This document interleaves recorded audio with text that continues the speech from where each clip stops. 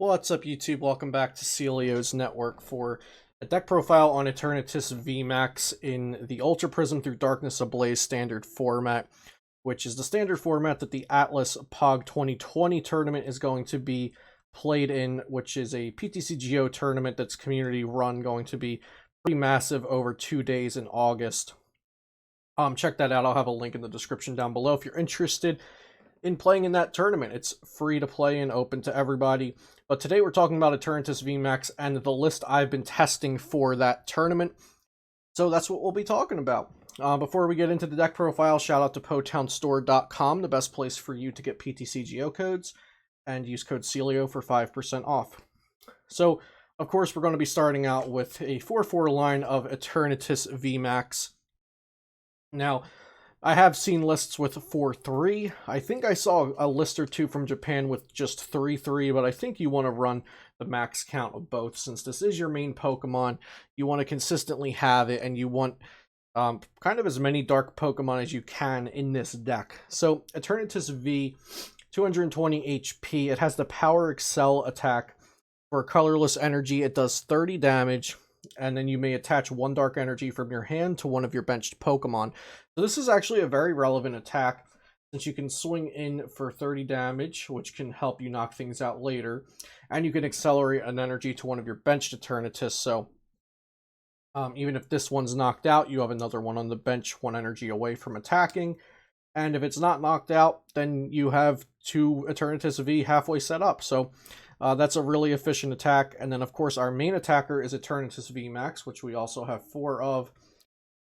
And Eternatus VMAX is a monster. It has 340 HP, the ability Infinity Zone. If all of your Pokemon in play are dark, you may now have up to 8 dark Pokemon on your bench, and can't play any other type of Pokemon. When this ability no longer works, discard your benched Pokemon until there are 5 left.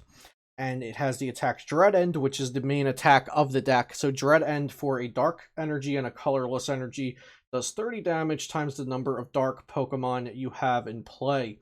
So if you have a full bench of 8 and you have Eternatus VMAX attacking in the active, then that attack does 270 damage for just 2 energy. That's why Eternatus VMAX is so strong and so hyped up. It does a whole lot of damage for just 2 energy.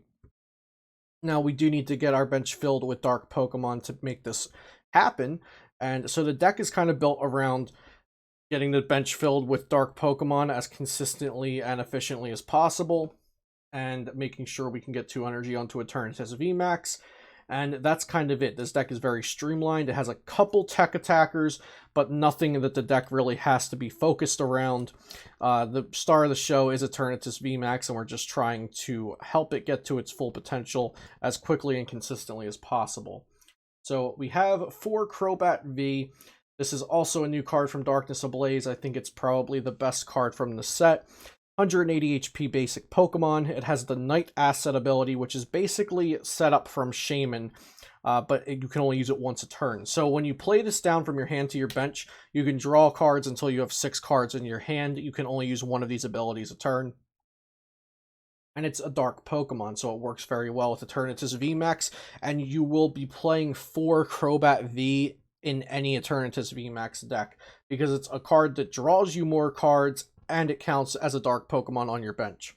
So you can't play Dedenne, you can't play Eldegoss, you can't play Jirachi, because they aren't dark, so you're always going to be playing Crobat V as your support.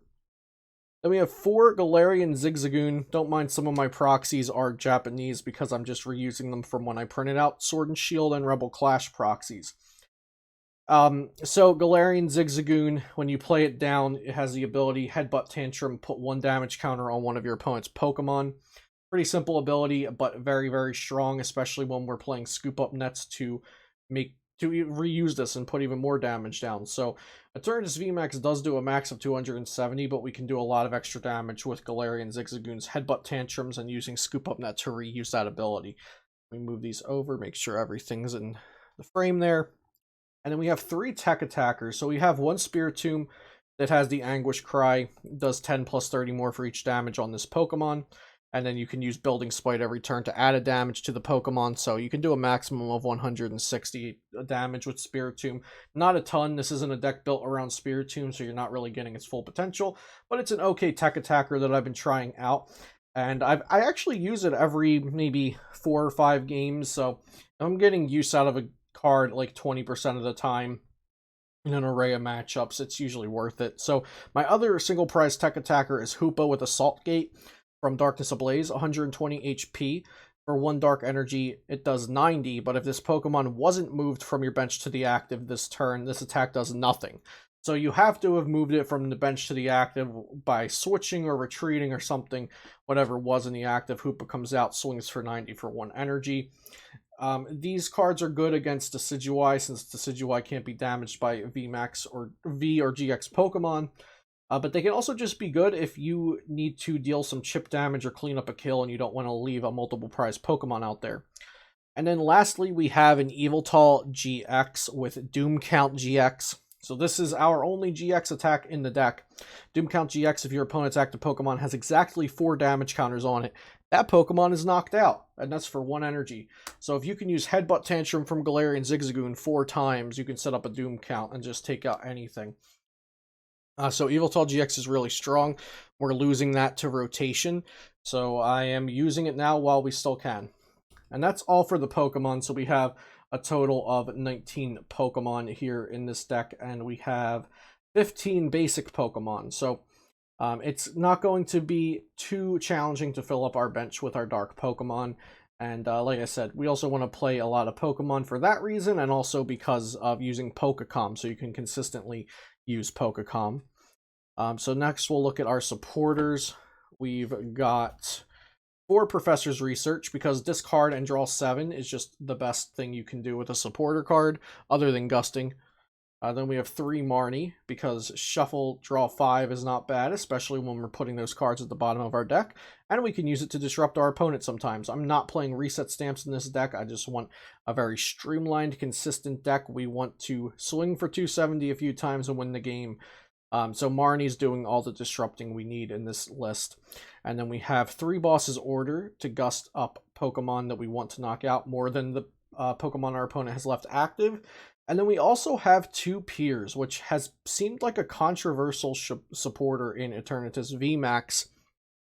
So Peers reads, search your deck for 1 dark Pokemon and any 1 energy, reveal them and put them into your hand. So you can search your deck for any Pokemon in our deck, and also 1 energy, including special energy. So I think Peers is very good. Now, what I do want to say is, most of the time, you want to play Research. You want to just draw 7 cards and hope that there's a Pokemon and an energy in that 7 cards. You can only play 4 Professor's Research, and 2 Peers. I think Peers is the next best thing to Professor's Research, since you can Peers for a Capture Energy and a Crobat, draw up to 6 cards, and attach your energy for turn, search out a basic Pokemon. You get a fair amount of value out of Peers in this list. But Professor's Research is still the best supporter, I would say, and Peers is a nice 5th and 6th backup plan, because you can't play 5 or 6 Research. So playing 4 Research and 2 Peers, and then 3 Marnie as your backup draw support, you get to search a lot of cards. You get to draw a lot of cards in a combination of Research and Peers and Crobat V. I think it keeps the deck running very consistent and smooth. But if you wanted to add some fancy things in it, you'd probably have to cut either the 2 Peers or a Research and a Marnie or something like that. But right now, like I said, I'm building these decks trying to be as consistent as possible, because I feel like that's so important when a meta is fresh. The format hasn't even officially started yet, so very important to just try to work on streamlined lists, in my opinion. Next, we've got 4 Quick Ball. Again, Japanese proxies, don't mind me, just trying to save the trees. So 4 Quick Ball, discard a card, search for any basic Pokemon. Very good. Pokemon Communication, put a Pokemon from your hand back into your deck, then search for any Pokemon. This is great when you play Evolution Pokemon, but you don't want to play Evolution Incense. It's also great when you're playing a lot of Pokemon. I believe the odds are, the numbers are like when you're playing 18 Pokemon, I think. That's when Great Ball and Pokecom become really good to play. I could be wrong there. I just pulling that number out of like a distant memory. But yeah, basically you want to be playing a fair amount of Pokemon if you're using Great Balls and Pokecoms. Great Ball, look at the top 7 cards of your deck. You may reveal a Pokemon you find there and put it into your hand. Then we're playing 4 Scoop Up Net because these get to allow you to reuse Zigzagoon.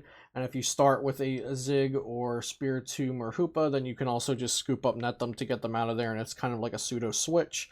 We are playing 2 Switch, and then we are also playing an Air Balloon, because sometimes Air Balloon ends up being better than Switch if we can put it on like an Eviltal GX or Crobat V, and then we just have that free retreater the whole game to just send up when something gets knocked out and pivot out of there.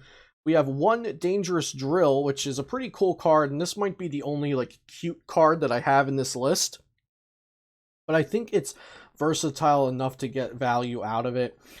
You have to discard a dark Pokemon from your hand, and usually we'll have excess Eternatus VMAX or Eternatus V or Crobat V at some point in the game.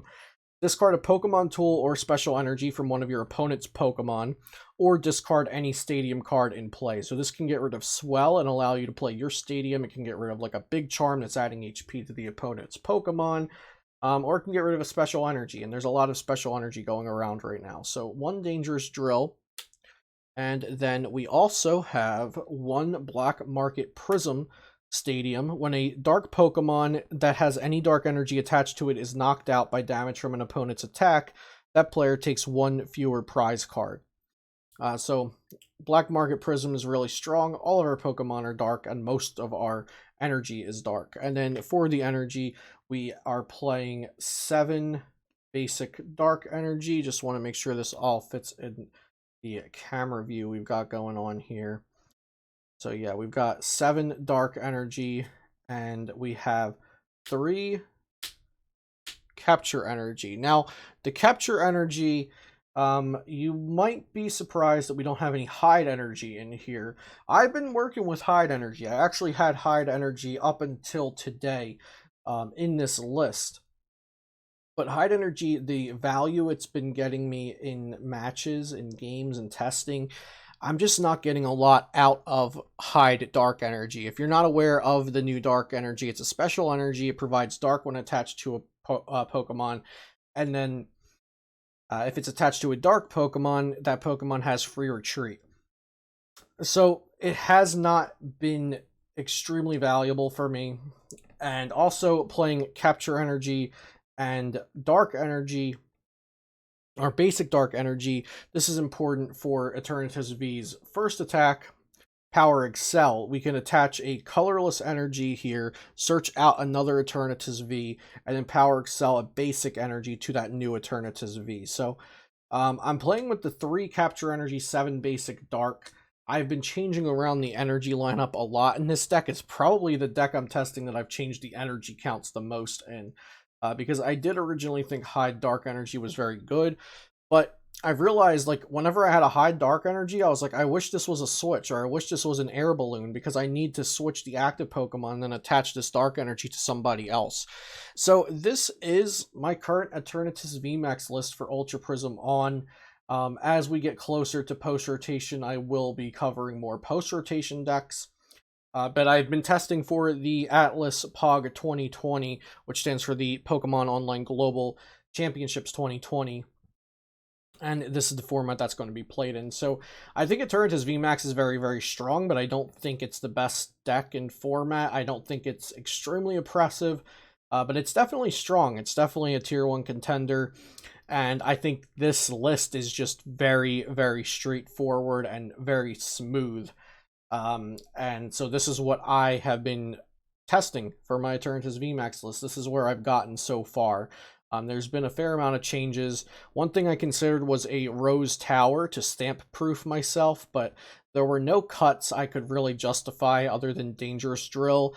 And Dangerous Drill can get rid of a Swell to put in our stadium, and if we have Rose Tower, we can't really use Rose Tower and then another stadium. We'll still have to wait a turn if we have to like bump a Swell. And Dangerous Drill can also get rid of things that are giving our opponent more HP. It can get rid of special energy and put them back a turn. So that was, oh, sorry about the camera there. So my original, or my only idea for a cut for Rose Tower has been Dangerous Drill, but I have not done that yet. we'll see if I do that in the future. But this is my Eternatus VMAX list currently. I hope you enjoyed this video. Let me know what decks you're excited to try out from Darkness Ablaze. And as always, shout out to PotownStore.com, the best place for you to get PTCGO codes. Make sure you use code Celio for 5% off. Subscribe to the channel if you enjoyed this video and you want to see more content like this in the future. And I'll see you next time here on Celio's Network.